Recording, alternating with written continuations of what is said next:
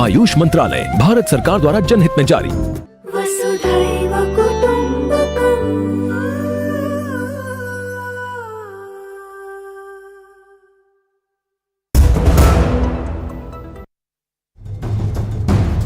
लेकिन लगातार बम के धमाके की गूंज, हिंसा की खबरें आ रही हैं, तो क्या नामांकन कर पा रहे हैं सभी पार्टियों के लोग? इस पर करेंगे पड़ताल।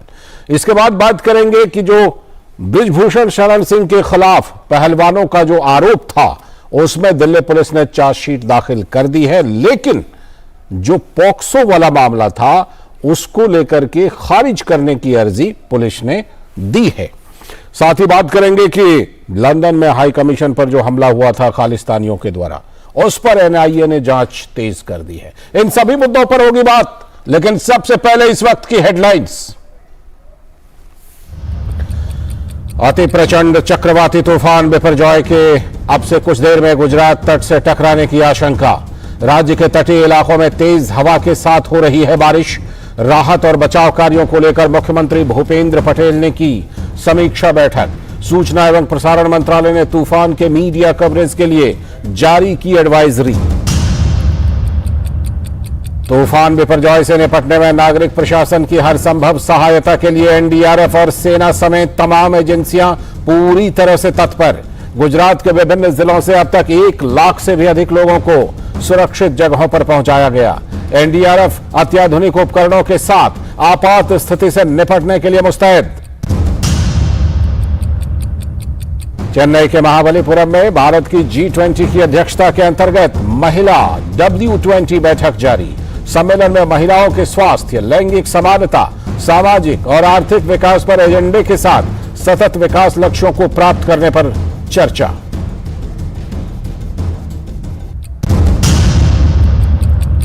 हैदराबाद में G20 कृषि मंत्रियों की बैठक जारी। बैठक में G20 सदस्य देशों, आमंत्रित देशों और अंतर्राष्ट्रीय संगठनों के 200 से भी अधिक प्रतिनिधि शामिल। खाद्य सुरक्षा और पोषण, महिलाओं के नेतृत्व वाली कृषि गतिविधियां, जैव विविधता और जलवायु समाधानों पर हो रहा है मंथन।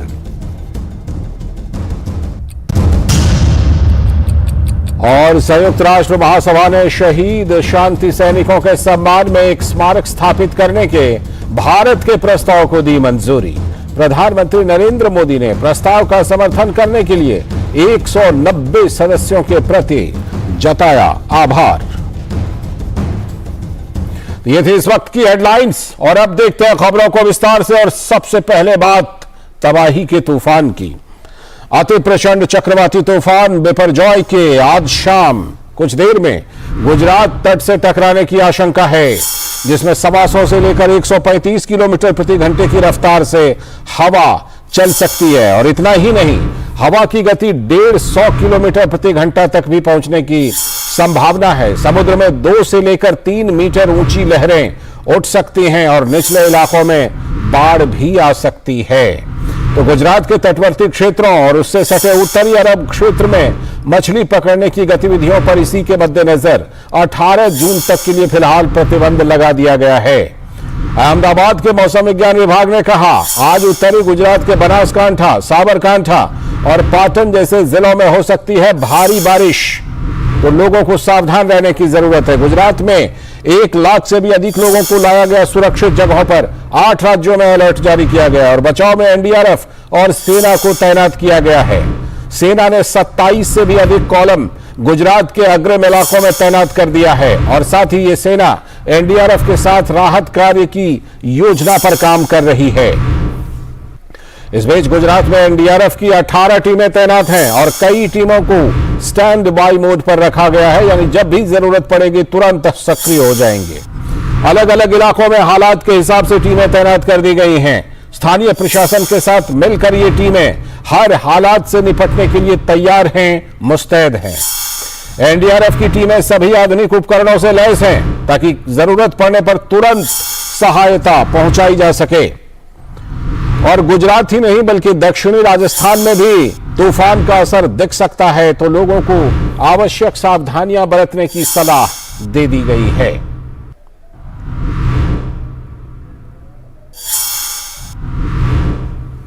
और मौसम विभाग के महानिदेशक मृत्युंजय महापात्रा ने कहा है कि चक्रवात बिपरजॉय आज शाम गुजरात तट से टकरा जाएगा। टकराने के बाद लेकिन ये चक्रवात कमजोर पड़ेगा।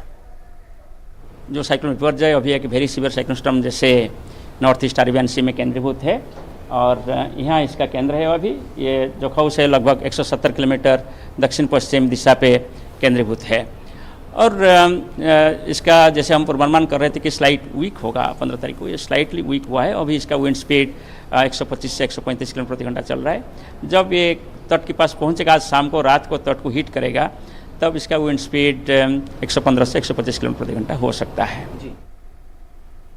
और वहीं एनडीआरएफ के महानिदेशक अतुल करवाल ने कहा है कि चक्रवात से निपटने के लिए हम पूरी तरह से तैयार हैं।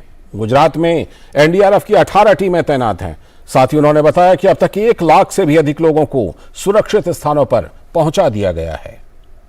बड़े शिप्स को हाई सीज में भेज दिया गया है जहां साइक्लोन का असर से बाहर हों। काफी लोगों को इवैक्यूएट किया गया है। इसके साथ साथ हमने और तैयारियां ये की हैं कि कुछ रिजर्व टीम्स एनडीआरएफ की हमारे पास 15 और जगह पे उपलब्ध हैं जिनको हम एयरलिफ्ट करके भेज सकते हैं। हमारे जो अफसर्स हैं, डीआईजी ऑप्स हैं, कंसर्न कमांडेंट हैं बटालियन के, जो 6 बटालियन जो गुजरात का ईओआर एरिया ऑफ रिस्पॉन्सिबिलिटी देखती है, उनको वहीं भेजा हुआ है, कच्छ में, राजकोट में। तो मुझे लगता है कि तमाम सरकारी एजेंसीज की पूरी तैयारी है इससे निपटने के लिए और अब आशा है कि लॉस ऑफ लाइफ और प्रॉपर्टी हम मिनिमाइज कर पाएंगे। तो तमाम तैयारियां हैं, प्रशासन मुस्तैद हैं और पूरी तरह से सावधानियां बरती जा रही हैं। क्या हैं इस वक्त के हालात, सीधे जुड़ रहे हैं अपने संवाददाताओं के साथ। हमारे साथ जुड़ रहे हैं द्वारका से राजेश और राजेश रुपरेलिया, साथ ही हमारे साथ मुंबई से शिशिर शेलार और इधर दिल्ली से धीरज कुमार। हमारे साथ 3 संवाददाता हमारे जुड़ चुके हैं। पहले मैं राजेश आपका रुख करता हूं। राजेश, ये बताइए कि क्या बताया जा रहा है स्थानीय समय के मुताबिक कि कब लैंडफॉल हो सकता है और क्या उसका असर, जबरदस्त असर अभी से नजर आने लगा है? राजेश,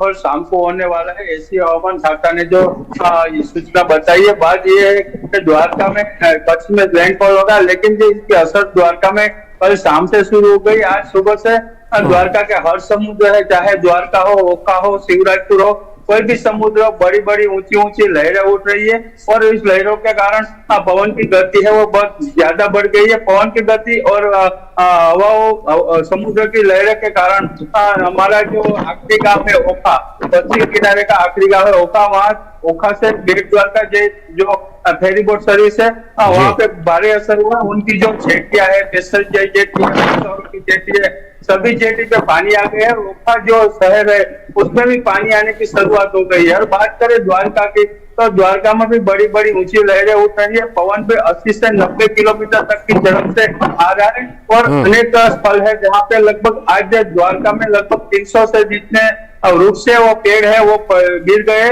अनेक जो वीज पोल है वो भी धराशायी हो गए। अभी तो 80-90 की स्पीड चल रही है, तो बहुत बड़ी नुकसान है वो अभी दिख रही है। जी रवि मोटवानी भी हमारे साथ जुड़ चुके हैं। रवि, आप बताइए कि आप जहां पर अभी खड़े हैं वहां पर कितना असर दिखाई पड़ रहा है और मौसम विभाग ने क्या कहा है, कब तक वहां पर सबसे ज्यादा असर इस बिपरजॉय तूफान का दिखाई पड़ सकता है? रवि, जरूर से बता दूं कि मोरबी जिले के नवलखी बंदर के पास खड़ा हूँ, जहाँ पे अभी तेज हवाएं चल रही है और कितने गांव है जहाँ पे अभी जो खंभे हैं बिजली के वो भी गिर गए हैं। वहाँ भी प्रशासन अभी बिजली को फिर से शुरू करने के लिए काम कर रहा है। साथ में बात करें जो नवलखी बंदर की, तो वहाँ पे अभी पूरा बंदर बंद कर दिया गया है। वहाँ पे पानी का करंट बहुत ज्यादा दिख रहा है, हवाएं भी ज्यादा चल रही है और रुक रुक के बहुत तेज बारिश हो रही है, जिसकी वजह से भी लोगों को परेशानी हो रही है। साथ में बात करें प्रशासन की, मोरबी के जो सांसद धारासभ्य है, एमएलए है, उनसे लोगों से अपील की है दोपहर के बाद अपनी दुकानें बंद रखे, जिससे कोई जान हानि न हो और लोगों को सतर्कता रखने के लिए भी उन्होंने कहा है। साथ में बात करें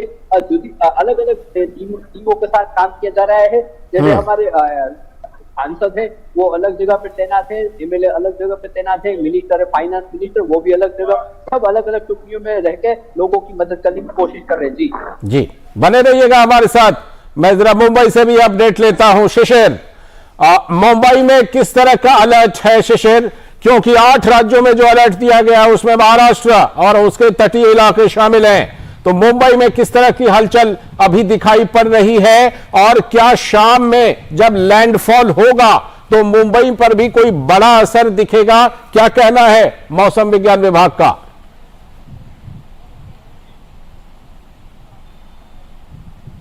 बिल्कुल, देखिए इस वक्त मुंबई की हालत देखें तो काफ़ी सामान्य होती जा रही है। हालांकि सुबह से हमने देखा था कि मुंबई का समुद्र काफ़ी उफान पर था, काफ़ी हाई टाइड थी, लहरें ज़्यादा थी और इसके कारण जो है किनारे पे पानी आ रहा था। साथ ही साथ रफ सी वेदर भी हमने देखा, चूंकि इसका सीधा असर, चूंकि लैंडफॉल होने जा रहा है तो इसका सीधा असर मुंबई के समुद्र पे दिखाई दे रहा है। लेकिन अब स्थिति सामान्य यहाँ पे होती जा रही है, हवाओं का जो स्पीड है वो भी कम यहाँ पर दिखाई दे रहा है। खासतौर पर सुबह जो तस्वीरें हमने दिखाई थी समुद्र की, जो पानी किनारे तक था, पानी काफ़ी अंदर जा चुका है। तो ऐसे में लो टाइड होने के कारण भी जो है अब देखा जाए तो समुद्र काफ़ी यहाँ पर शांत दिखाई दे रहा है। लेकिन पिछले 2 दिनों से लगातार मुंबई में तेज हवाएं चल रही थी और इसका कारण था कि जो समुद्री एक वेदर बोलते हैं जो काफ़ी रफ था और इसीलिए लोगों को जो है समुद्र के पास न जाने की हिदायत जो है वो स्थानीय प्रशासन ने दी थी। लेकिन जैसे जैसे लैंडफॉल अब चूंकि ज़मीन से टकराएगा उसकी तीव्रता कम होगी, तो ऐसे मुंबई में स्थिति भी अब सामान्य तो होती दिखाई दे रही है। खासतौर पर जो रफ सी वेदर है, जो हम कंडीशंस की बात कर रहे थे, वो यहाँ पे सामान्य तो दिखाई दे रहे हैं। जो सी लेवल थी वो कम होती दिखाई दे रही है और साथ ही साथ जो बड़ी बड़ी लहरें हम सुबह देख पा रहे थे, अब हालांकि वैसी स्थिति मुंबई में नहीं है। जैसे में जो नॉर्मल जो हम स्वभाव कहते हैं समुद्र का, मुंबई में एक शांत समुद्र दिखाई देता है, तो वही नज़ारा इस वक्त जो है मुंबई में दिखाई दे रहा है। इस वक्त हम मुंबई के दक्षिणी इलाके में, ये वर्ली का इलाका है जहाँ पर ये आप तस्वीरें इस वक्त देख पा रहे हैं। जी रहिएगा शिशिर हमारे साथ। धीरज, आपने देखा, हमने अपने तीनों संवाददाताओं से बात की, हमने द्वारका से अपडेट लिया, मोरबी से अपडेट लिया, मुंबई से अपडेट लिया। खासतौर पर मुंबई से जो शिशिर बता रहे हैं कि अब वहां पर पानी कम हो रहा है, तो क्या यह माना जाए कि जिस तरह से कि मौसम विभाग ने बताया था, तो अब जो ये बिपरजॉय तूफान है ये मुंबई से ऊपर यानी उत्तर की तरफ, गुजरात की तरफ जा चुका है, और कब तक इसके अब हिट कर लेने की संभावना बता रहे हैं मौसम वैज्ञानिक?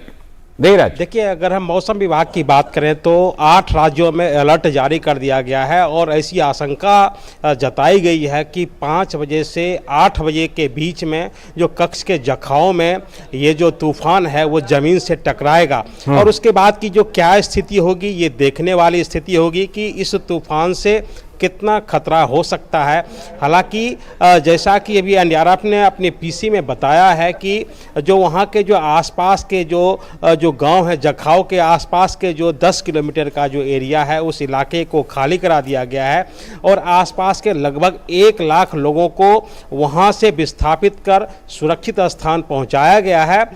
एनडीआरएफ की 18 टीमें किसी भी जो चुनौती है उस चुनौती से निपटने के लिए तैयारी में है, चाहे लोगों को सुरक्षित स्थान तक पहुंचाने की बात हो, चाहे वहां तक संसाधन या उन तक जो खाने पीने की सुविधा पहुंचाने की बात हो या नाव के जरिए उनको सुरक्षित स्थान तक पहुंचाने की बात हो, या खतरे की जो स्थिति जिस तरीके से बन रही है, जैसे कि कहीं पे पेड़ गिरे हुए हैं, कहीं पे तार टूटी हुई है, कहीं पे पोल को हटाना है, तो इन सारी चुनौतियों को देखते हुए एनडीआरएफ की जो टीम है वो पूरी की पूरी तैयारी में है। और जैसा कि एनडीआरएफ ने बताया है, उनके डीजी ने बताया है कि 18 टीमें जो एनडीआरएफ की वहाँ तैनात है, जिसमें से 5 टीम को रिजर्व रखा गया है, क्योंकि ऐसा कहा जा रहा है कि जब ये जो तूफान है ये जमीन से टकराएगा जखाओं में, जमीन से टकराने के बाद वहाँ बाढ़ की स्थिति भी बन सकती है, क्योंकि जो मौसम विभाग की तरफ से ऐसी जानकारी दी जा रही है कि ये जो तूफान है इस तूफान के साथ पानी की जो पर्याप्त जो मात्रा है वो भी उनके साथ चल रही है। तो जब वो 5 बजे से 8 बजे के बीच में उस ठिकाने पर जाकर टकराएगी तो अत्यधिक पानी होने से आसपास के इलाकों में बाढ़ की स्थिति भी बन सकती है। तो उन स्थिति से निपटने के लिए भी एनडीआरएफ की जो टीम है वो पूरी की पूरी तैयारी में है, ताकि कम से कम जो खतरा जो हो सके, या अगर हम कह सके कि अधिक से अधिक जिंदगी बचाने की बात है कि राहत और बचाव कार्य के पूरे इंतजाम हैं और हम इन सब चीजों पर कि कैसा इंतजाम किया गया है इस पर अपने सारे संवाददाताओं के पास जाएंगे। आप सभी हमारे साथ बने रहिएगा, लेकिन उससे पहले जरा देख लेते हैं कि एनडीआरएफ के कमांडेंट अनुपम श्रीवास्तव ने बताया कि अलग अलग इलाकों में हालात के हिसाब से टीमों को तैनात कर दिया गया है। स्थानीय प्रशासन के साथ मिलकर टीमें हर हालात से निपटने के लिए तैयार हैं। कच्छ में 6 टीम है, देवभूमि द्वारका में 3 टीम है, बाकी वलसाड, जामनगर, मोरबी, राजकोट, गिर सोमनाथ, ये सब जगह एक एक टीम है और ये सारी टीम स्टैंड बाई है ऑन लोकेशन। और 13 और 14 जून को जो हमारी टीमें डिप्लॉय थी वो अलॉन्ग विद सिविल एडमिनिस्ट्रेशन और अदर स्टेक होल्डर्स के साथ कुल 1643 सिटीजन्स को इवैक्यूएट किया और उनको सेफ शेल्टर में पहुंचाया। तो ये एनडीआरएफ की तैयारी है। और सीमा सुरक्षा बल के महानिरीक्षक रवि गांधी ने भुज के तटीय क्षेत्रों का दौरा कर जायजा लिया और इसके बाद उन्होंने कहा कि सभी जवान अलर्ट पर हैं और सभी जरूरी तैयारियां कर ली गई हैं।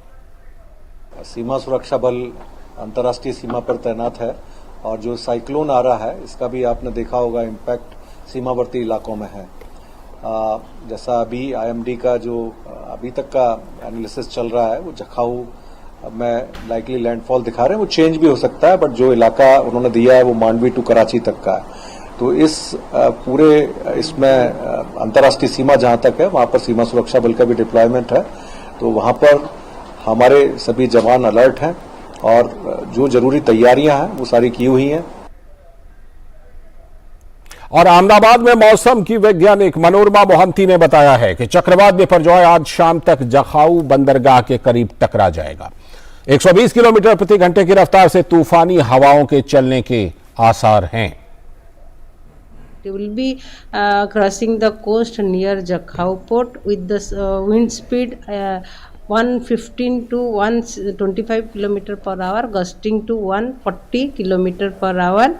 It is likely to move northeastward and cross south Saurashtra and Kutch coast near Jakhau port, and it will weaken into very severe cyclonic storm and then cyclonic storm gradually after crossing the coast.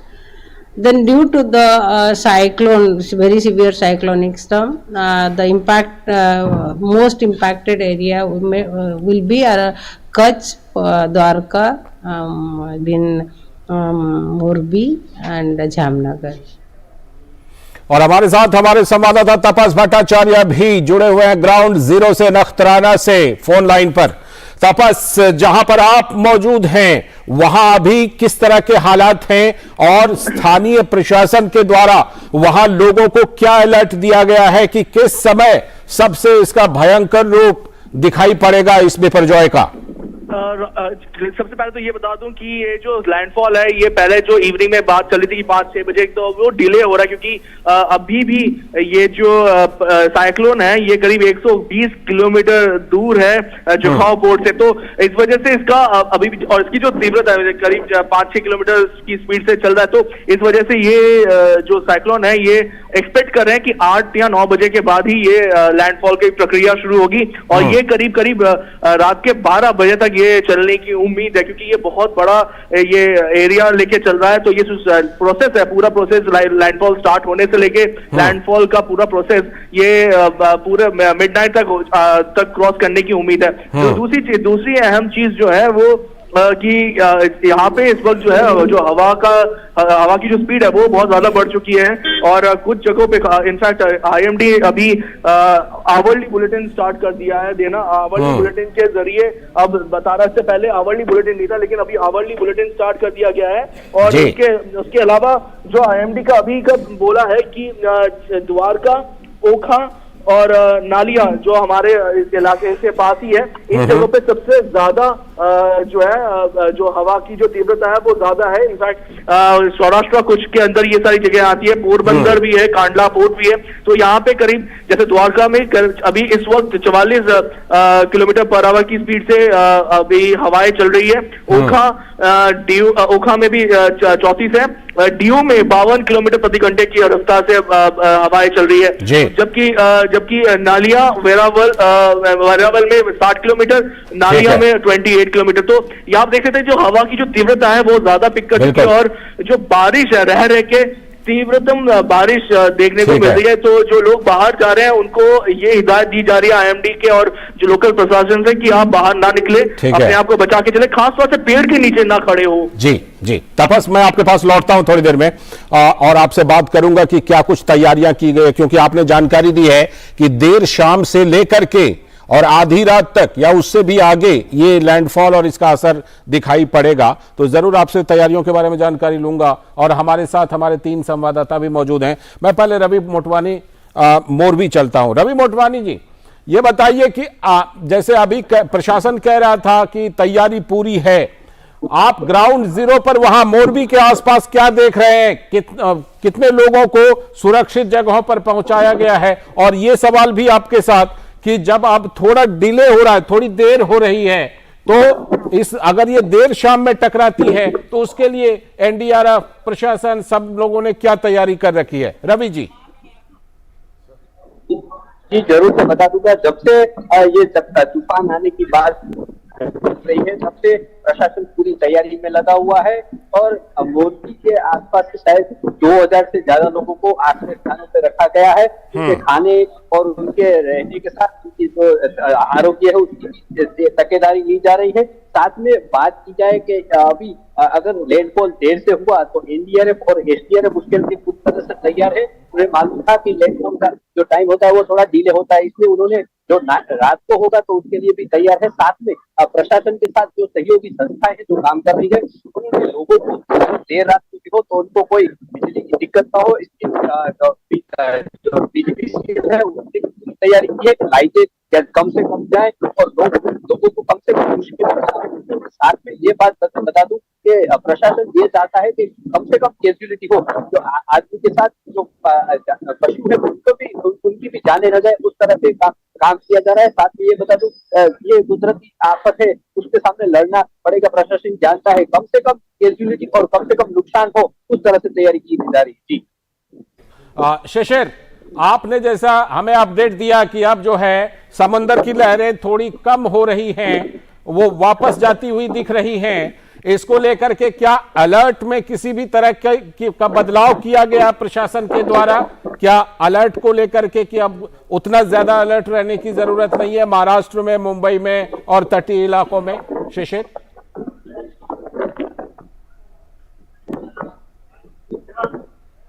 ऐसे किसी प्रकार का alert अब तक नहीं है, लेकिन जहां तक बात करें इन लहरों की, खास तौर पर एक समय होता है जब हाई टाइड होती है, लो टाइड होता है। सुबह का ऐसा वक्त था जब हाई टाइड थी और इसलिए हम देख पा रहे थे, और हवा भी तेज थी, उसके कारण देख पा रहे जो लेवल था सी का वो बढ़ चुका था। लेकिन अब इस वक्त अगर देखा जाए तो सी लेवल फिर से जो है कम होता दिखाई दे रहा है, जो कि लो टाइड है।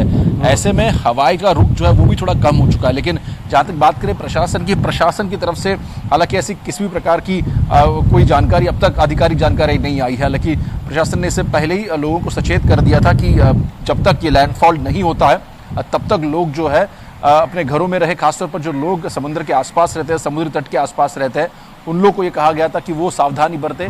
जो पर्यटन यहाँ पे आते हैं, यात्री यहाँ पर आते हैं, उनको भी कहा गया था कि समुद्र के पास न जाएं, क्योंकि मछुआरों के लिए भी पिछले 4-5 दिनों से अगर देखा जाए तो यही अलर्ट जो है प्रशासन द्वारा, खासतौर पर स्थानीय प्रशासन द्वारा और SDRF द्वारा भी दिया गया था। तो ऐसे में उसमें किसी प्रकार बदलाव नहीं, जब तक लैंडफॉल नहीं होता है तब तक अमूमन यही स्थिति जो है बरकरार रहेगी। लेकिन अब जो तीव्रता है, जिसे हम कहते हैं कि जिस प्रकार से हम कह रहे हैं कि पिछले 2 दिनों से मुंबई में काफी तेज हवाएं बह रही थी, इसका सीधा भी असर समुद्र पे दिखाई दे रहा था। लेकिन उसकी तीव्रता हालांकि आज अगर देखा जाए कुछ 1-2 घंटे में वो थोड़ी कम होती यहाँ पे दिखाई दे रही है। और साथ ही साथ जो हम बात कर रहे थे कि मुंबई के आसपास का जो एक समुद्र है वो कहीं ना कहीं एक रफ सी लेवल वहां पे दिखाई दे रही थी। लेकिन अब चूंकि टाइडल वेव की बात करें तो टाइडल वेव जो है वो भी इतनी ज्यादा हाइट पे नहीं है, वो भी अगर देखा जाए सामान्य स्थिति पर लौट रही है। तो ये स्थिति इस वक्त जो है मुंबई में हम देख पा रहे हैं। मुंबई के साथ साथ जो सटा हुआ इलाका है मुंबई का, वहां पर भी ये स्थिति देखी जा रही है। ठीक है, आप हमारे साथ बने रहिएगा। रवि, आप भी हमारे साथ बने रहिएगा। और धीरज, आपके पास भी अभी लौटूंगा।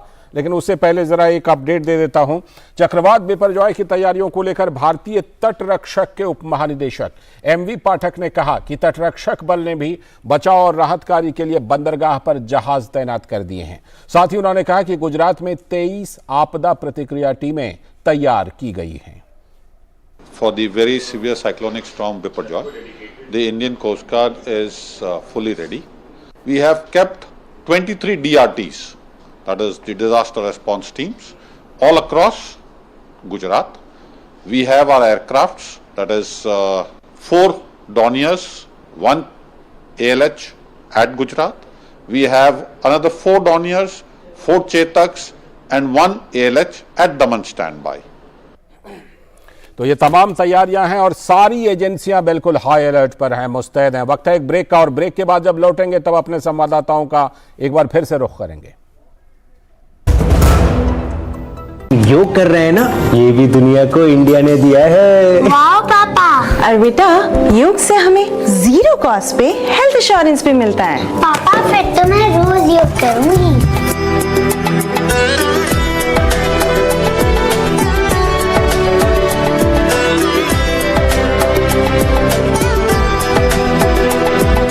संग चलो बढ़ते रहो, योग सभी करते रहो। संग संग चलो बढ़ते रहो, योग सभी करते रहो।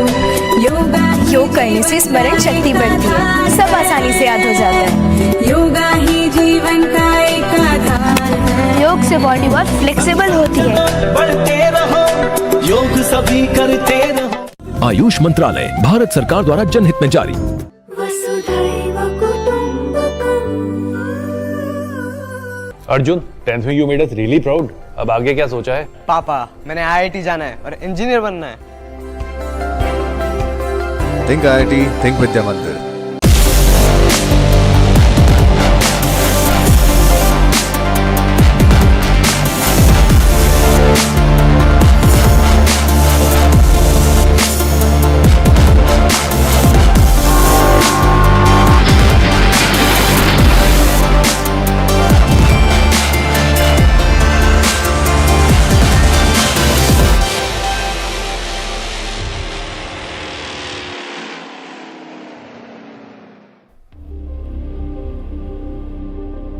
हर बार का अंतर्राष्ट्रीय योग दिवस पिछले से भी बड़ा होते गया है और अब ये दुनिया में योग ने अपना जगह बनाने में सफलता प्राप्त की है। तो इसलिए हम चाहते हैं कि आप भी 21 जून को शामिल हो जाइए और दुनिया का ये जो योग उत्सव को बड़े आकार में उसको सजाइए। स्वागत है ब्रेक के बाद। डीडी न्यूज पर आप देख रहे हैं इस वक्त, और अब बिपरजॉय को लेकर एक अपडेट है कि मौसम विभाग ने ताजा जानकारी दी है। मौसम विभाग के मुताबिक चक्रवात के मध्य रात्रि तक सौराष्ट्र, कच्छ, पाकिस्तान के कराची को पार करने की संभावना है। यह चक्रवात आज शाम को तटों से टकरा सकता है और मध्य रात्रि के बाद तूफान के इन तटों को पार कर जाने की संभावना है। पिछले 6 घंटों से यह तूफान उत्तर पूर्व की तरफ 8 किलोमीटर प्रति घंटे की रफ्तार से आगे बढ़ रहा है और यह तूफान आज शाम को गुजरात पहुंचेगा और इसके बाद मध्य रात्रि तक गुजरात और पाकिस्तान के तटों से टकराकर फिर आगे बढ़ जाएगा। बिपरजॉय के तटों से टकराने के दौरान तूफानी हवा की गति 140 किलोमीटर प्रति घंटा, जबकि धरातल पर हवा की रफ्तार 115 से लेकर 125 किलोमीटर प्रति घंटा तक रहेगी। हमारे साथ हमारे संवाददाता जुड़े हुए हैं। मैं धीरज कुमार के पास चलता हूं। धीरज, ये जो अपडेट आया है, और तपस भी बता रहे थे और ये अपडेट हमने बताया भी अभी कि अब ऐसा लगता है कि देर शाम या फिर मध्य रात्रि या देर शाम से लेकर मध्य रात्रि तक ये इसका सबसे ज्यादा असर होगा। इसको लेकर के क्या जो तैयारियां हैं, जो मुस्तैदी है, तैनाती है, उसमें भी किसी तरह का कोई बदलाव किया जाएगा, ऐसा कोई अपडेट मिल रहा है? धीरज, देखिए, जैसा कि आपने बिल्कुल सही कहा, जो इसका जो समय है वो बदल रहा है। पहले ऐसी आशंका जताई गई थी कि जो शाम के 5 बजे जो है तूफान है वो जखाओ में ज़मीन से टकराएगा, लेकिन अभी जो जानकारी मिल रही है उस जानकारी के मुताबिक ये समय जो है ये 9 बजे या उसके बाद भी हो सकता है, या ऐसा भी कहा जा सकता है कि 9 बजे के बाद जो जब ये टकराएगा, और जो IMD की तरफ से जो जानकारी अभी मिल रही है उसके मुताबिक जो तूफान का जो असर होगा वो अगली सुबह जाकर आपको दिखाई देगा कि कितना असर हुआ है, कितना किस इलाके में नुकसान हुआ है। तो सबसे बड़ी बात यह है कि एनडीआरएफ की जो टीम है, जो टीमें वहाँ तैनात है, वो इस तरीके के सिचुएशन के में से निपटने के लिए, इस तरीके के चुनौतियों से निपटने के लिए वो जाने जाती है। और एनडीआरएफ की जो ये तैयारी है वो आज की तैयारी नहीं है। एनडीआरएफ उस इलाकों में कई दिनों से जमी हुई है और सुरक्षा व्यवस्था, सुरक्षा इंतजाम को देख रही है। और जो सबसे अहम बात है कि एनडीआरएफ ये चाहती है कि जो कम से कम नुकसान हो उसके लिए जो प्रयास किए जाएं, उस प्रयास को जारी करने के लिए एनडीआरएफ की जो पूरी की पूरी टीम है वो तैयार है। जी, बहुत बहुत शुक्रिया धीरज जुड़ने के लिए आपका, और शिशिर आपका भी जुड़ने के लिए, और रवि आपका भी जुड़ने के लिए। तो जाहिर सी बात है कि अभी बिल्कुल तैयार रहने की जरूरत है, अलर्ट के मोड पर रहने की जरूरत है। बहुत बहुत शुक्रिया आप सभी का। वक्त है एक ब्रेक का, और ब्रेक के बाद जब लौटेंगे तब करेंगे आज की खास चर्चा की समान नागरिक संहिता को लेकर क्या कुछ नया हुआ है, किस तरह से हलचल बढ़ गई है, और यह भी कि एक धर्मनिरपेक्ष देश में समान नागरिक संहिता की कितनी जरूरत है। करेंगे इस पर खास चर्चा। वक्त है ब्रेक का।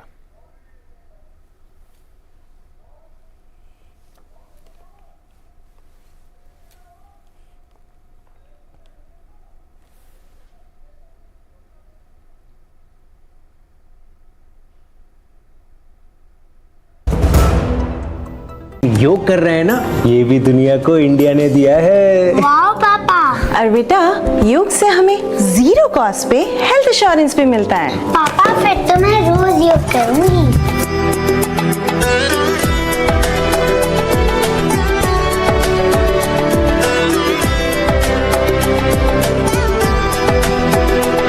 संग संग चलो बढ़ते रहो, योग सभी करते रहो। संग संग चलो बढ़ते रहो, योग सभी करते रहो। योग करने से स्मरण शक्ति बढ़ती है, सब आसानी से याद हो जाता है। योगा ही जीवन का एक आधार है। योग से बॉडी बहुत फ्लेक्सिबल होती है। बढ़ते रहो, योग सभी करते रहो। आयुष मंत्रालय, भारत सरकार द्वारा जनहित में जारी। वसुधैव कुटुंबकम्। समाज की बेड़ियां तोड़कर हासिल किए अनोखे मुकाम, उज्जवल भविष्य के स्वप्न के साथ उन्मुक्त गगन में भरी उड़ान, बाधाओं के बंधन काटकर साबित की अपनी पहचान। जो अपने बुलंद हौसलों से सामाजिक बेड़ियां तोड़कर लिख रही हैं वीरता की गाथाएं। मैं उन्मुक्त, मैं स्वच्छंद, मेरा ध्येय अनंत, मेरी दिशा अनंत। मिलिए इन प्रेरणादायक शख्सियतों से मेरे साथ कार्यक्रम तेजस्विनी में, सिर्फ डीडी न्यूज पर।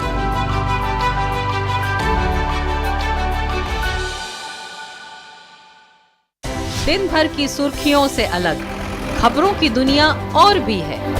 खबरें जो आपको दे नया नजरिया, खबरें जिसमें दिखे समाज की परछाई, ऐसी खबरें जो कहती हैं न्यू इंडिया की कहानी। खबरें जो है अनछुई, कुछ खट्टी कुछ मीठी, हम लाते हैं आपके लिए ढूंढकर। खबर हटकर सोमवार से शुक्रवार सिर्फ डीडी न्यूज पर।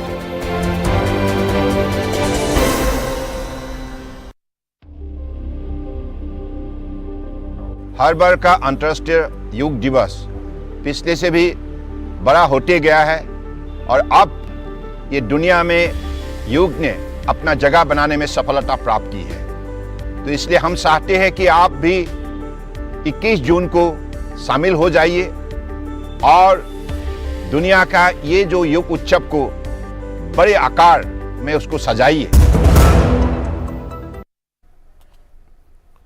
स्वागत है ब्रेक के बाद। डीडी न्यूज पर आप देख रहे हैं खास प्रोग्राम इस वक्त, और अब बारी आ गई आज की खास चर्चा की, जो हम करने वाले हैं यूनिफॉर्म सिविल कोड यानी समान नागरिक संहिता पर। तो समान नागरिक संहिता पर हलचल तेज हो गई है। भारतीय विधि आयोग ने फिर से आम जनता और धार्मिक संगठनों से इस पर राय मांगी है। तो भारतीय विधि आयोग ने इसकी पहल की शुरुआत कर दी है एक बार फिर से समान नागरिक संहिता को लेकर। विधि आयोग ने समान नागरिक संहिता की जरूरत पर नए सिरे से गौर करने का फैसला किया है। हम जानते हैं कि इसके बारे में सुप्रीम कोर्ट भी कई बार कह चुका है। इच्छुक व्यक्ति और संगठन नोटिस जारी होने की तारीख से 30 दिन की अवधि के भीतर दे सकते हैं इस बारे में अपने विचार। और इससे पहले भी 21वें विधि आयोग ने इस मुद्दे की पड़ताल की थी और सभी हितधारकों के विचार उस समय भी मांगे गए थे। दरअसल साल 2018 में परिवार कानून में सुधार विषय पर परामर्श पत्र भी जारी किया गया, लेकिन अगस्त 2018 में 21वें विधि आयोग का कार्यकाल समाप्त हो गया था। तो मुद्दे की प्रासंगिकता, महत्व और इस पर विभिन्न अदालती आदेशों के मद्देनजर 22वें विधि आयोग ने इस पर नए सिरे से चर्चा करने का फैसला किया है। समान नागरिक संहिता धर्मनिरपेक्ष देश भारत के लिए जरूरी है। धर्म के आधार पर पर्सनल लॉ का एक धर्मनिरपेक्ष देश में क्या औचित्य हो सकता है? संविधान में भी ऐसा कानून बनाने का उल्लेख है। एक देश एक विधान को लेकर उच्चतम न्यायालय से भी कई बार सलाह मिल चुकी है। संविधान की बात कीजिए तो अनुच्छेद 44 में वर्णित है कि राज्य भारत के पूरे क्षेत्र में नागरिकों के लिए एक समान नागरिक संहिता सुनिश्चित करने का प्रयास करेगा। ऐसा कानून बन जाने पर भारत में रहने वाले हर धर्म और हर जाति के नागरिक के लिए एक समान कानून होगा। और अच्छी तरह से अगर समझें तो समान नागरिक संहिता के लागू हो जाने पर शादी, तलाक और जमीन जायदाद के बंटवारे में सभी धर्मों के लिए एक जैसा कानून लागू होगा। फिलहाल धर्मनिरपेक्ष देश होने के बावजूद भारत में धर्मों के आधार पर कानून है, जिसका कोई मतलब नहीं है, क्योंकि एक जैसा कानून तो होना ही चाहिए। धर्मनिरपेक्ष भारत में किसी भी नागरिक का धर्म देखकर उसके लिए अलग से कानून निर्धारित करना बिल्कुल बेमानी है। लेकिन यहां भी राजनीति है। कई नेता, राजनीतिक दल और संगठन अपने स्वार्थ की वजह से इसे बेवजह दे देते हैं धार्मिक रंग। कांग्रेस नेता जयराम रमेश ने भी कह दिया, फिर से ध्रुवीकरण का एजेंडा शुरू हो गया। 21वीं सदी के नए और आत्मनिर्भर भारत, एक भारत श्रेष्ठ भारत के लिए जरूरी है यह समान नागरिक संहिता। तो आज हम इसी पर खास चर्चा करने वाले हैं। हमारे साथ हमारे सलाहकार संपादक विनोद मिश्र जी जुड़ गए हैं और साथ में हमारे 3 बेहद खास मेहमान। हमारे साथ गोपाल कृष्ण अग्रवाल जी, भारतीय जनता पार्टी के नेता, प्रवक्ता, बहुत बहुत स्वागत गोपाल कृष्ण जी। हमारे साथ ऋषि शंकर मिश्र जी, जो कि राजनीतिक विश्लेषक हैं और कांग्रेस पार्टी के समर्थक भी, बहुत बहुत स्वागत ऋषि जी। और साथ में हमारे साथ फिरोज बख्त अहमद साहब स्टूडियो में हमारे साथ मौजूद हैं, जो कि पूर्व चांसलर हैं मौलाना आजाद नेशनल यूनिवर्सिटी के। आप तीनों का बहुत बहुत स्वागत। मैं चर्चा की शुरुआत विनोद जी से करता हूं। विनोद जी, सबसे पहली बात यह कि मैं आपके पास सीधे जयराम रमेश के ट्वीट से आऊंगा कि जयराम रमेश कहते हैं कि फिर ध्रुवीकरण का एजेंडा शुरू हो गया। यह समझ में नहीं आता कि संविधान के अनुच्छेद 44 में वर्णित चीजों पर काम करना ध्रुवीकरण हुआ या फिर अलग अलग धर्मों के लिए अलग अलग पर्सनल लॉ बनाना ध्रुवीकरण है? विनोद जी। लाल जी, आप अपनी रिपोर्ट पढ़ रहे थे और मुझे लगा कि सबसे पहले रिपोर्ट पे जब आप पे आऊँ तो उससे पहले आपने जो जयराम रमेश जी का ट्वीट पढ़ा है, तो मुझे लगता है कि जयराम रमेश जी कुछ जल्दी में है। हाँ, जल्दी में इसलिए कह सकता हूं कि ये जो विधि आयोग का मांगा गया है सुझाव, वो धार्मिक संगठनों और जो इंटेलेक्चुअल्स और बाकी संगठन के लोग हैं उनसे मांगा गया है। जयराम रमेश चाहेंगे तो जब सरकार इस रिपोर्ट को ले लेगी, ये सरकार के सामने में रिपोर्ट होगी, तो सदन में चर्चा कर सकते हैं, लोकसभा में कर सकते हैं, राज्यसभा में चर्चा कर सकते हैं। लेकिन उनको ये इस बात की जल्दी थी कि उनको लगा कि कहीं ये मौका छूट ना जाए जी। तो ये जो मौका छूटने की आदत है, इसलिए ये मामला इतनों दिनों से पड़ा रहा है। जब मैं आपकी रिपोर्ट पे आता हूँ, जब आप कह रहे थे directive principle of state policy पढ़ रहे थे, आर्टिकल 44 की चर्चा कर रहे थे, तो कितना इंपॉर्टेंट है इस चीज को कि आप ये देखिए कि देश के सर्वोच्च न्यायालय से लेके हाईकोर्ट ने कई बार इस डायरेक्टिव स्टेट को लेके आर्टिकल 44 की चर्चा कोर्ट में, चाहे वो साहबानों का मामला हो या ट्रिपल तलाक के मामला हो, कई इशू पे किया है। कोर्ट ने इसे नेशनल इंटीग्रिटी के लिए जोड़ा है कि एक राष्ट्र, एक संप्रभु राष्ट्र, एक पूरे राष्ट्र की इंटीग्रिटी के लिए जरूरी है है कि एक देश में एक कानून होना चाहिए और सबके लिए कानून होना चाहिए। लेकिन हुआ ये क्या कि पिछले 70-75 साल से आप ये देखिए कि देश में जिस तरह की बहस हुई है और जिस तरह से बहस चल पड़ी है, उसी हिसाब से माइनॉरिटिज्म जो है वो एक तरह से एक डिस्कोर्स में आ गया सामने में। तो इस ये सारे मुद्दे जो है वो अलग अलग पॉकेट में भारत के एक इस तरह से विविधता वाले देश, ये नैरेटिव देके लोगों ने इस तरह से चीजों को बनाया जिसमें लगा कि पर्सनल लॉ बोर्ड, अब आप देखिए कि एक मुस्लिम पर्सनल लॉ बोर्ड है इनका। अब मुस्लिम पर्सनल लॉ बोर्ड एक तरह से प्राइवेट एजेंसी है, प्राइवेट एनजीओ है, लेकिन उनका काम है कि वो जब कभी भी ऐसे कानून की बात आती है तो सबसे पहले मुस्लिम पर्सनल लॉ बोर्ड या इस तरह के जो पर्सनल बोर्ड है वो सामने में आ जाते हैं। लेकिन कानूनी वैधानिकता उनकी क्या है? आप सबसे बड़ा सवाल है कि अगर मुस्लिम पर्सनल लॉ बोर्ड की इतनी वैधानिकता है या उनकी बातों को इतने ही समाज में सारे लोगों का एक्सेप्टेंस है, तो फिर सिया मुस्लिम पर्सनल लॉ बोर्ड क्यों है? क्यों मुस्लिम महिला पर्सनल लॉ बोर्ड है?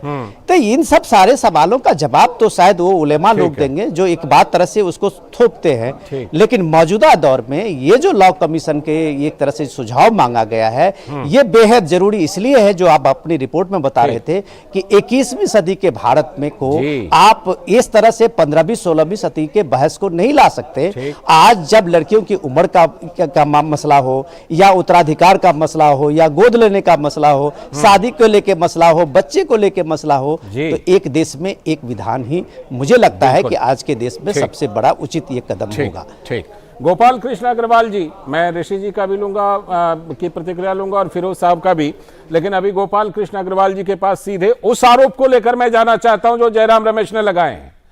गोपाल कृष्ण अग्रवाल जी बताइए कि सरकार को ये लाने की जरूरत अभी जो महसूस हुई, क्या इसके पीछे ध्रुवीकरण का कोई एजेंडा है, जैसा कि कांग्रेस के नेता जयराम रमेश कह रहे हैं? गोपाल कृष्ण जी देखिए, सबसे पहली बात तो मैं ये कहना चाहता हूं कि कांग्रेस कोई भी मुद्दा जिसमें जरा भी उनको ध्रुवीकरण का कोई गंध भी आने लगती है कि जिसके कारण वो ध्रुवीकरण कर सकते हैं, मैं ये अंडरलाइन करना चाहता हूं, जिन विषयों पे कांग्रेस इस देश में ध्रुवीकरण कर सकते हैं, उन इश्यूज में, उन मुद्दों पे वह बिना किसी कानूनी प्रक्रिया या बिना किसी डिटेल में गए हुए सबसे पहले जंप करके यह बात का प्रूव करने का प्रयास करती है कि सरकार एक पक्ष का, एक धर्म का पक्ष ले रही है, एक धर्म के खिलाफ काम कर रही है। अगर जयराम रमेश जी की बात हम सही मान ले तो फिर तो हमारा संविधान ही धर्मनिरपेक्ष नहीं रह गया उनके हिसाब से। जब डायरेक्टिव प्रिंसिपल और आर्टिकल 44 ये कहता है, उसने लिखा हुआ है यूनिफॉर्म सिविल कोड यहाँ पे आवश्यकता है, तो क्या जयराम रमेश जी बताएंगे कि क्या हमारा जो कॉन्स्टिट्यूशन है उनके हिसाब से धर्मनिरपेक्ष नहीं है? ये उनका मत है। ठीक है। तो फिर दूसरी बात मैं ये कहना चाहता हूं, देखिए इस देश में अगर किसी भी समस्या को अगर आप जड़ में जाएंगे तो कहीं ना कहीं कांग्रेस उसकी जननी मिलेगी आपको। ठीक है। 1956 में जब हिंदू पर्सनल लॉ बोर्ड बना था, जिसमें कानून में संशोधन हुआ हिंदू पर्सनल लॉ में, उस वक्त कई लोगों का उस वक्त भी मत था कि मुस्लिम पर्सनल लॉ में भी अमेंडमेंट और रिफॉर्म्स की जरूरत है, वो बना दो। लेकिन उस वक्त नेहरू जी वही छद्म धर्म निरपेक्षता जिसको हम कहते हैं, ठीक है। मुस्लिम माइनॉरिटी अपीजमेंट के हिसाब से उन्होंने हिंदू धर्म को रिफॉर्म्स की बातें तो करी और मुस्लिम रिफॉर्म्स को छोड़ दिए। ठीक, लौटता हूं आपके पास। यह बात, और अभी नहीं, एक लास्ट बात और मैं कहना चाहता हूँ, बात यह है कि अभी लॉ कमीशन एक इंडिपेंडेंट बॉडी है।